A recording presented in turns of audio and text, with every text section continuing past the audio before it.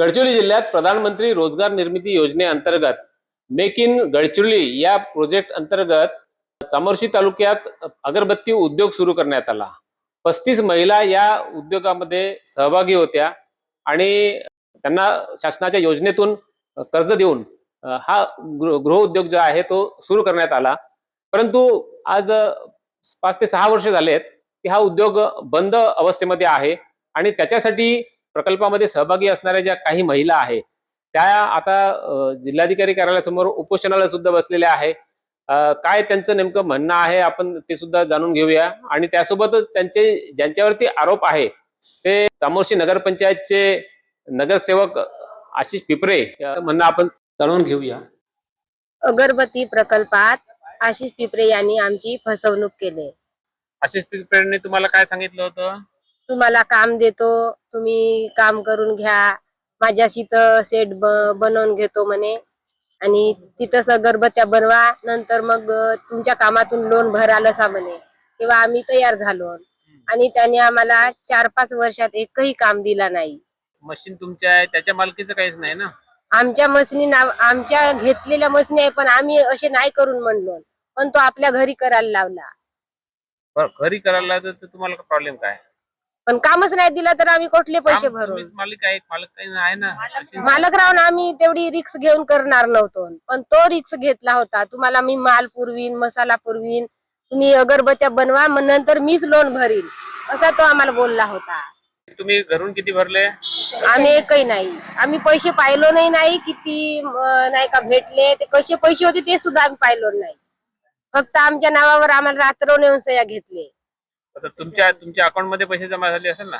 झाले आणि त्या दुसऱ्या दिवशी ट्रान्सफर झाले। बँकेच्या मॅनेजरची चौकशी केली पाहिजे ना?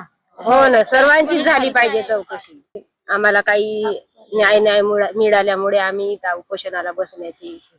ह्या ज्या महिला आहे त्यांचं जे म्हणणं आहे काय त्याच्यामध्ये कितपत तथ्य आहे? खऱ्या अर्थात याच्यामध्ये माझा काही सहभाग नाही आहे। मेक इन गडचिरोली माजी आमदार देवराव होळी यांचा कार्यक्रम होता। श्रीनिवास दोनतुला हा प्रोजेक्ट प्लॅनर होता आणि या प्रकल्पामध्ये माझी पत्नी, माझी आई आणि माझ्या भावाची पत्नी सहभागी होती। या प्रकल्पामध्ये सर्वांच्या म्हणण्यानुसार त्यांनी केलेल्या प्लॅनिंगनुसार आपण एका ठिकाणी हा उद्योग उभारायचा असं ठरलं होतं आणि त्या निमित्ताने मी माझी पत्नी आणि माझी आई आणि माझी भावाची पत्नी असल्यामुळे माझी जागा मी या प्रकल्पासाठी राहण्यासाठी प्रकल्पामध्ये ₹1 पर किलो याच्यावर मी त्यांना दिली होती वापरायसाठी आणि तो प्रकल्प माझ्या त्या जागेवर सुरळीतपणे चालू होता। 2-3 वर्ष चालला, नंतर कोरोना नंतर प्रकल्प बंद झाला। परंतु याच्यामध्ये मी काही फ्रॉड केलेला आहे की भ्रष्टाचार केलेला आहे हे सगळं खोटं आहे।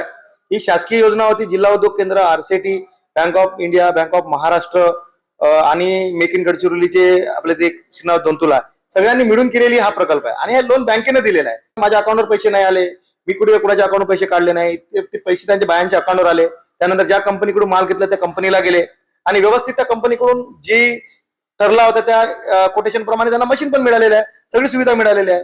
परंतु हा प्रोजेक्ट आता एनपीए झाला, प्रोजेक्ट बंद झाला म्हणून आशिष पिपरेने फ्रॉड केलेला आहे, आशिष पिपरेने फसवला, हे सगळं खोटा आरोप आहेत आणि हे माझी राजकीय बदनामी काही लोक राजकीय विरोधक त्यांना फुसलवून करून राहिलेले आहे। आणि याच्यामध्ये मी स्वतः सीबीआयची चौकशी, आज मी पत्रकार परिषद करून स्वतः मी कलेक्टर साहेबांना आणि एसपी साहेबांना सगळे कागदपत्र पुरवलेले आहेत आणि त्यांना म्हटलेलं आहे की या प्रकरणाची सीबीआय चौकशी करा, ईडी लावा आणि एसआयटी नेमून याची पूर्ण सविस्तर चौकशी होऊ द्या आणि याच्यामध्ये जर मी दोषी असेल मला पण जेलात टाका, असं माझी ऑलरेडी याचं म्हणणं आहे माझं। वर्षभरापूर्वी महिलांनी या संदर्भातली तक्रार केलेली होती, पोलीस स्टेशनला तक्रार केली होती असं त्यांचं म्हणणं आहे। काय त्याच्यामध्ये काही निष्पन्न झालं? त्यांच्याकडे काही पुरावे असेल तर पोलीस स्टेशनला पुरावे द्यावा ना, कारण पुराव्यावर सगळ्या गोष्टी चालतात।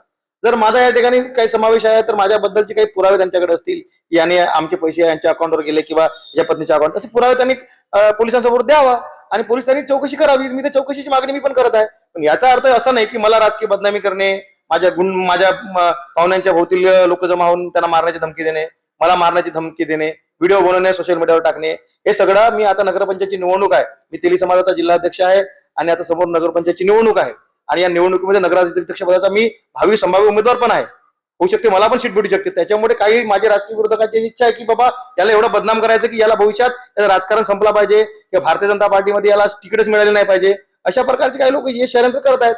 या ठिकाणी मेक इन गडचिरोली या देवराव होळी माजी आमदार यांचा आहे, श्रीनिवास दोनतुला आहे, त्यांचं नाव कोणी घ्यायला तयार नाही आहे आणि मी एक बीजेपीचा कार्यकर्ता म्हणून फक्त मी माझी पत्नी, माझी आई आणि माझ्या भावाची पत्नी या प्रकल्पात सहभागी आहे, त्यामुळे फक्त मी सहकार्य केलेलं आहे आणि सहकार्य केला म्हणून तूच पुढाकार घेतला म्हणून तुलाच आरोपीच्या पिंजऱ्यात मला उभा करणे हे चुकीचा विषय आहे. एका चांगल्या उद्देशानं सुरू झालेला हा प्रकल्प असला तरी आज मात्र या प्रकल्पाची वाताहत झालेली आहे. कुठेतरी याच्यामध्ये राजकारण घुसलेलं आहे असं म्हणायला हरकत नाही. मनोज ताजने, लोकशाही मराठी, गडचिरोली. लोकशाही मराठी ऐका, पहा, जागरूक रहा.